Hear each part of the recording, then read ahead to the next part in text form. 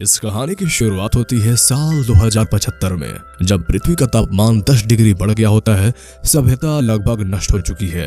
फसलों के नष्ट होने से लोग दाना पानी के लिए एक दूसरे से लड़ते रहते हैं। गर्मी इतना होती है कि लोग दिन में भी बाहर जाने से कतराते हैं और गर्मी से खुद को बचाने के लिए बहुत सारे कपड़े, ग्लव्स वगैरह पहन लेते हैं।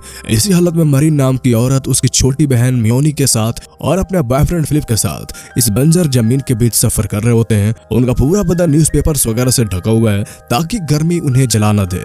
उन्होंने सुना है कि पहाड़ पर हरियाली है और खाने के लिए फल वगैरह मिलते हैं, इसलिए अब ये पहाड़ों की ओर जा रहे होते हैं। वे रास्ते में रुकी हुई कार्स और फ्यूल स्टेशन में खाना और पानी ढूंढने लगते हैं। अब सिचुएशन इतनी खराब है कि उन्हें टॉयलेट के पानी से अपनी प्यास को बुझानी पड़ती है। उन्हें दूसरे सर्वाइवर से भी सावधान रहना पड़ता है जो कि उनकी जान भी ले सकते हैं। एक दिन वो एक फ्यूल स्टेशन में पहुंचते हैं जहां फिलिप अंडरग्राउंड टैक्स और दूसरी कार से निकालने की कोशिश करता है और दूसरी तरफ दोनों वाटर पाइप से थोड़ा पानी निकाल लेते हैं। पर इसी बीच एक अनजान आदमी उनको कार से खाना और पानी चुरा लेता है। मैरी फिलिप को आवाज देती है और दोनों उसका पीछा करते हैं, लेकिन वो गायब भी हो जाता है और फिलिप कहता है कि हमेशा मुझे सब ध्यान रखना पड़ेगा। मैरी इस आदमी को ढूंढने लगती है, लेकिन तब रियलाइज करती है कि म्योनी भी गायब है। वो घबराकर म्योनी को पुकारती है और फ्यूल स्टेशन के अंदर उसको ढूंढते हैं। जैसे ही वो अंदर जाती है तो म्योनी को वो पकड़ कर रखा होता है। वो आदमी अपना नाम टॉम बताता है और कहता है कि चुपचाप अपना हथियार को नीचे डाल दो। मैरी वैसा ही करती है, लेकिन इतने में फिलिप आकर उससे लड़ने लगता है और कुछ देर की लड़ाई के बाद आखिरकार फिलिप ने उसको हरा देता है और दोनों के बीच एक एग्रीमेंट हो जाता है। टॉम बताता है कि वो एक मैकेनिक है और उसके पास काफी मात्रा में फ्यूल भी है। वो फिलिप को वार्न करता है कि वोल्वो का इंजन हाई टेम्परेचर के लिए नहीं बनाया गया है, इसलिए इसमें बहुत दूर जाना खतरनाक होगा।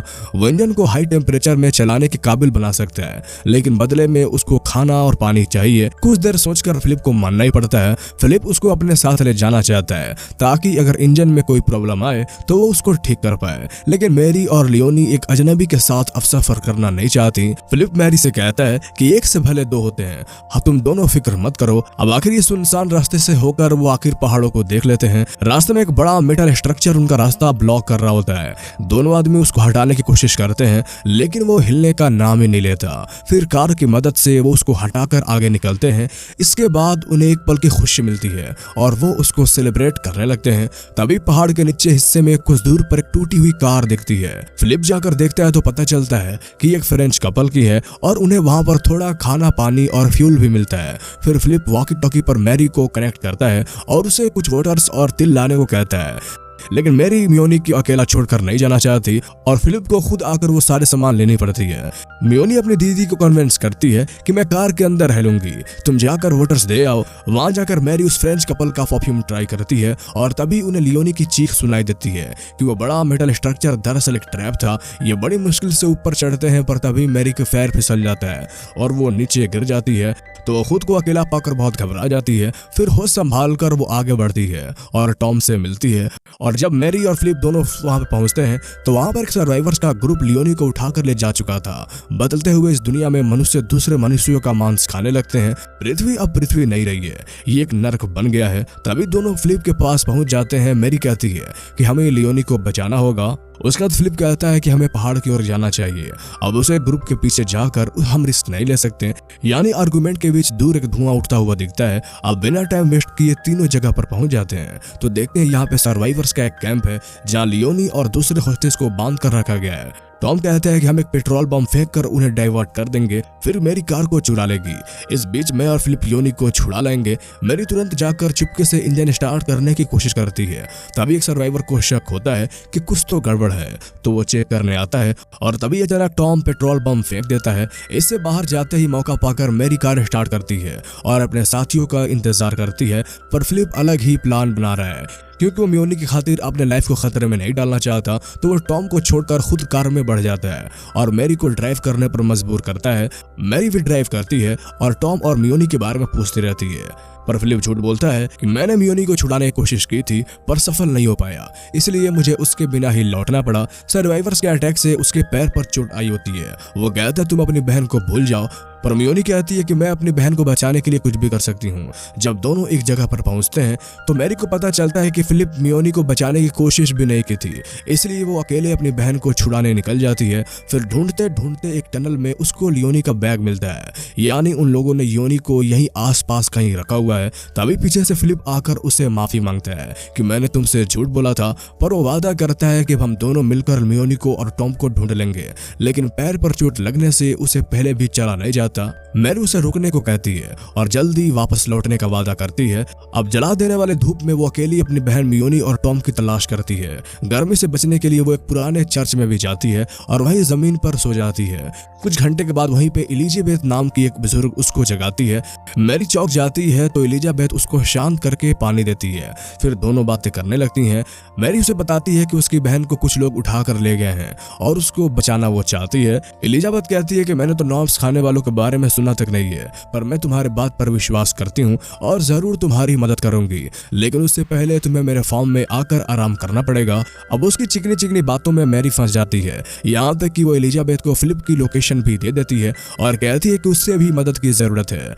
जब ये दोनों फार्म पे जाते हैं तो बताती है कि सभी जानवर गर्मी के कारण मारे गए हैं, यहाँ खाने के लिए कुछ भी नहीं है, पर पास के एक तालाब में जहाँ पर हम कुछ मछली पाल रहे हैं उनसे मेरा और मेरी फैमिली का पेट भरता है। एलिजाबेथ बहुत ही फ्रेंडली तरीके से बात करती है और उसके बाद मैरी को एक कमरा दिखाकर कहती है कि आज रात तुम यहाँ पर रुक सकती हो। मैरी थकी भी होती है और तुरंत सो भी जाती है। फिर उसे थोड़ा देर बाद पता चलता है कि उसे कमरे में बाहर से लॉक किया गया है। वो एक छेद से देखती है तो एक लड़का चोर फाइट कर रहा होता है और वो लोगों को बंदी बनाकर रखा हुआ है। फिलिप को पकड़कर भी वो लेकर आए होते हैं। फिर उसके बाद मैरी रियलाइज करती है कि एलिजाबेथ और उसकी फैमिली राह चलते लोगों के लिए जाल बनाकर उनको यहाँ पर लेकर आ रहे हैं। एलिजाबेथ कमरे में आकर कहती है कि फिलिप के मांस के लिए हम उसको मार डालेंगे, लेकिन तुम्हें और तुम्हारी बहन मियोनी की खूबसूरती के कारण हम तुम्हें नहीं मारेंगे, पर तुम दोनों को मेरे बेटे से शादी करनी पड़ेगी। मैरी उसे लड़ती लेकिन वो सफल नहीं हो पाती। फिर आने से पहले तो उसको एक ब्लू ड्रेस देती है और उसको डिनर टेबल पर आने को कहती है। और फिर एलिजाबेथ बताती है कि अगर तुम बचने की कोशिश करी तो तुम मारी जाओगी। उसके जाने के बाद अचानक दरवाजा खुलता है और लियोनी अंदर आती है। दोनों बहनें गले मिलते हैं और रोने भी लग जाती हैं।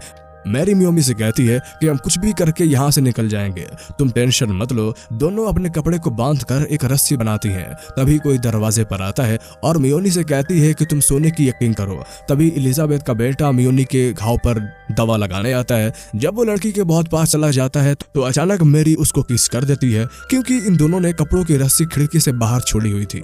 वो एकदम शौक में होता है और तभी वो एक भारी से लकड़ी से गुस्से में उसको मार देती है और उसके बाद वो गुस्से में इसका गला घोंटने लगता है। लेकिन मियोनी उसके सिर पर किसी चीज से वार करती है और तभी वो बेहोश हो जाता है। और इसके बाद मैरी लियोनी से कहती है कि तुम जल्दी से जंगल में चली जाओ। उसके जाने के बाद मैरी वो ब्लू ड्रेस पहनकर अपना नाटक जारी रखती है। वो नीचे जाती है तो उसे एलिजाबेथ मिलती है जो डिनर की तैयारी कर रही होती है। वो पूछते हैं कि मीका कहाँ है, तो वो कहती है कि वो लियोनी के घाव पर दवा लगाने गया है। और इसके बाद एलिजाबेथ मैरी को किचन में ले जाती है जहां एलिजाबेथ की पूरी फैमिली नॉर्म्स खाने के लिए बिल्कुल तैयार बैठी हुई है।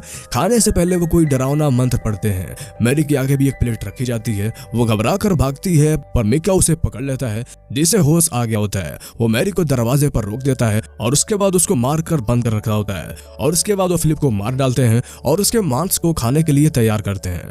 उसके जाते ही मैरी फिलिप पर लगा हुआ चाकू निकालकर खुद को आजाद कर लेती है। वो बचकर एक दरवाजे पर पहुंचती है जिसके ऊपर टॉम और दूसरे लोगों को रखा गया है। सभी तुरंत वहां से बचकर भागते हैं, पर एलिजाबेथ की फैमिली उनके पीछे लगी रहती है। फिर टॉम और मैरी मिलकर एलिजाबेथ की फैमिली से लड़ते हैं और मीरा को बचा लेते हैं। इसी तरह मैरी जंगल के अंदर भाग जाती है और अपनी बहन को ढूंढती है। आखिरकार मियोनी को देख लेती है, पर एलिजाबेथ और उसके बेटे ने उसको बंदी बनाकर रखा होता है। मुझे तुमसे ये उम्मीद नहीं थी। अब हम मियोनी को अपने साथ लेकर जाएंगे ताकि वो मेरे बेटे से शादी कर ले और बच्चे पैदा करे। मीरा सब्र करती है और जैसे ही बूढ़ी पास आती है तो उसको छुरी मार देती है। फिर उसका बेटा मौत का मातम मना रहा होता है और इसी का फायदा उठाकर मैरी उस पर हमला कर देती है और दोनों बहनें बच के निकल जाती हैं। फिर ये टॉम के साथ मिलकर पहाड़ पर पहुंच जाते हैं जहां बहुत ठंडा पानी पीकर एकदम खुश हो जाते हैं। इतना ही नहीं, उन्हें आसमान में पंछी उड़ते हुए भी दिखाई देते हैं। अब ये पहाड़ों की श्रृंखला को देखते हैं तो उन्हें उम्मीद आ जाती है अब वो एक बेहतर जिंदगी जिएंगे और हम एक बेहतर जिंदगी जी पाएंगे।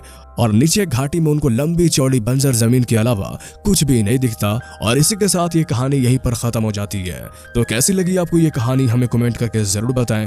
और अगर आप इस तरह के और मूवीज एक्सप्लेनेशन देखना चाहते हैं तो हमारे चैनल को सब्सक्राइब कर लें। तो फिर मिलते हैं अगले वीडियो में, तब तक के लिए गुड बाय।